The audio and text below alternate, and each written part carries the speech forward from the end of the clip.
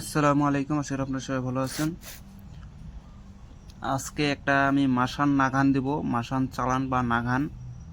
এটার মাধ্যমে আপনার শত্রুকে পঙ্গু করে দিতে পারবেন, আপনার শত্রুকে পাগল করে দিতে পারবেন। আপনার শত্রু হ্যাঁ এমন অবস্থা হবে যে সে নিজেকে নিজেই চিনতে পারবে না, তার পরিবারকে চিনতে পারবে না, পাগলা হয়ে রাস্তায় রাস্তায় ঘুরবে, প্রস্রাব পায়খানা পরিষ্কার করবে ইত্যাদি, মানে কাজগুলা সে করবে, নোংরা কাজগুলা সে করবে। তো এই মাসান লাগান যদি আপনারা করতে চান তাহলে আপনাদেরকে কিছু কাজ করতে হবে। তো যাই হোক, আমি অনেকদিন থেকে ভিডিও দিই না, তার জন্য ক্ষমা প্রার্থী। সেজন্য করে আজকের এই ভিডিওটা দিতেছে। এটা আপনারা কাজ করবেন। আপনার শত্রু যারা অনেকেই শত্রু অত্যাচারে থাকতে পারতেছে না, শত্রু তার ক্ষতি করতেছে, তো সেই শত্রুর উপরে এই চালানগুলো করবেন।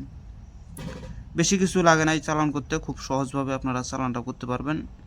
এই চালানটা করতে গেলে সর্বপ্রথম আপনাদেরকে কাগজি লেবু আগে জোগাড় করে নিতে হবে। কাগজি লেবু, সেই কাগজি লেবুর উপরে আপনারা শত্রুর ছবি অঙ্কন করবেন। মেয়ে হলে মেয়ে, ছেলে হলে ছেলে, মানে কোনো মতন একটা খালি ছবি অঙ্কন করবেন।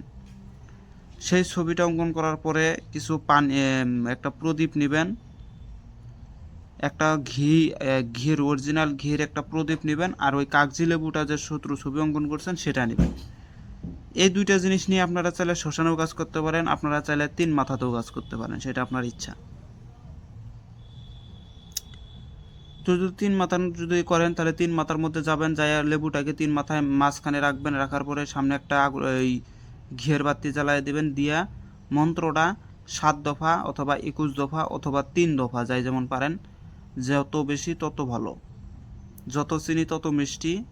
তো যাই হোক, এটা জপ করবেন, জপ কইরা ওই কাগজি লেবুর উপরে দম করবেন, ফুঁক দিবেন। ফুঁক দেওয়ার পরে ওই কাগজি লেবুটা নিয়ে আপনারা আর পিছনে তাকাবেন না, 3 মাথা থেকে ভোগাটা ওখানেই চলতে থাকবে। আপনারা 3 মাথা থেকে একদম সরাসরি চলে যাবেন শত্রু বাড়ি। শত্রু বাড়িতে যায় কাগজি লেবুটা শত্রু বাড়ির ভিতরে ফালাইয়া দিয়ে চলে এসে পড়বেন।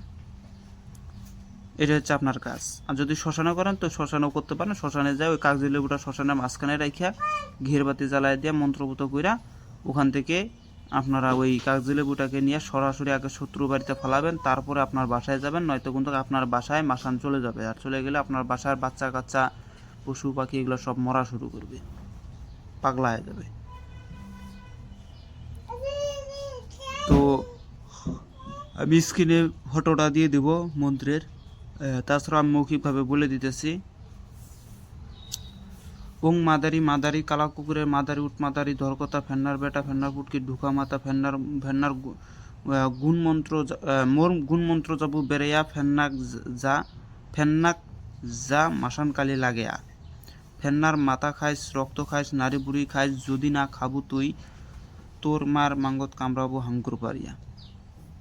আবারও বলতেছি, ওং মাদারি মাদারি কালা কুকুরের মাদারি উট মাতারি ধরকতা ফেন্নার বেটা ফেন্নার পুটকি ঢুকা মাথা মোর গুণ মন্ত্র যাবু বেরিয়া মাসান কালিজা ফেন্নাক লাগাইয়া ফেন্নার মাথা খাইস রক্ত খাইস নারী বুড়ি খাইস যদি না খাবু তুই তোর মার মাঙ্গত কামড়াবো হাঙ্কুর পারিয়া। এটাই সেই মন্ত্রটা কুহুরি। এটার মাধ্যমে আপনার শত্রুকে মাসান লাগাই দিবেন। মাসান কিন্তু 18 প্রকার আছে, এমনও মাসান আছে যেমন কাল মাসান। এই কাল মাসান যদি কাউকে লাগাই দেওয়া যায় তাহলে সে মারা যাবে, 100% শিওর সে মারা যাবে। রক্ত মাসান লাগাই দিলে রক্ত চুষে খাবে। শুকনা মাসান লাগাই দিলে পারে তাকে শুকাইয়া মারবে। এরকম ভাই 18টা মাসানের 18টা ক্ষমতা আছে। যে মাদারকে লাগাই দেয়, সে যে মাসানকে লাগাই দেয় তার উপরে সেই এফেক্টটা পড়ে। যেমন এটা হচ্ছে মাসান চালান, এটাকে হচ্ছে মাদারি মাসান বলে।